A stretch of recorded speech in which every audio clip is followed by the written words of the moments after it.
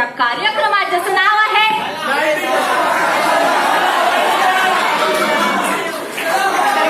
आज आपली freshers party आहे. मी मोस्ट ऑफ द युववाणी म्हणत असते, पण आज मी इकडे फ्रेशर्स पार्टी म्हणेन. तर परत एकदा आपण म्हणूयात आणि मला तुमचा रिप्लाय हवाय. आपण आज इकडे फ्रेशर्स असं म्हणणार आहोत. तर नमस्कार मित्रांनो, मी निकिता स्वागत करते तुमच्या आवडत्या कार्यक्रमात ज्याचं नाव आहे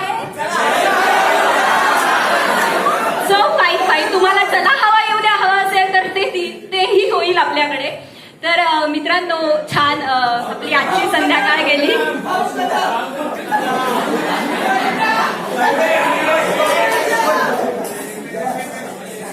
तर मित्रांनो, आज आपले 15 दिवस सिडॅक खारघर मध्ये कंप्लीट झालेले आहे आणि आपण 15 तारखेला इकडे आलेलो आणि 16 पासून आपलं शेड्यूल स्टार्ट झालं. आपण सगळे इकडे बिझी शेड्यूल होऊन गेलं आणि सगळेच एकदम घाई गडबडीत सगळ्यांचं स्टार्ट झालं. कालच आपलं पहिलं मॉड्यूल झालेलं आहे आणि त्या सदम्यात बाहेर निघायला कदाचित आजची संध्याकाळ असावी आपल्यासाठी. तर कळालंच असेल ज्यांना ज्यांना माझ्यासारखा पेपर गेला असेल.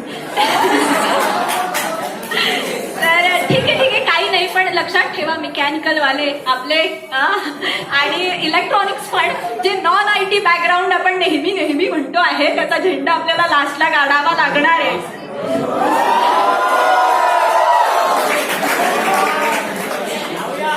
तर मित्रांनो, आमच्या खारघर बॅचचा सगळ्यात इंटरेस्टिंग थिंग म्हणजे आमच्याकडे एक रोमॅन्टिक आणि made for each other couple, married couple आहे. आणि होप सो की पुढच्या 6 महिन्यांनी आम्हाला भरपूर इन्व्हिटेशन्स मिळतील, कारण everything is going in process आणि खूप चांगली प्रगती चाललेली आहे. सगळे प्रगतीपथावर आहेत आणि खूप सुंदर त्यांचा परफॉर्मन्स चाललेला आहे. तर कळतंय, पर्सनली घेऊ नका, पण मला असं वाटतंय की at the end of our modules आणि पुढच्या 6 महिन्यांनी फेअरवेलला कदाचित आणखी एखादा भरपूर सारे कपल्स आपल्यासोबत असतील आणि त्यांचं लग्नाचं इन्व्हिटेशनही आपल्याला मिळावं अशी आशा बाळगते.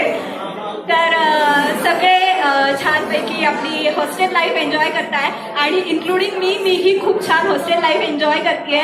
खूप सुंदर आमचं हॉस्टेल आहे. हे गाईज, तुमचं लक्ष आहे ना का? मी म्हणते तुम्ही ऐकत नाहीये.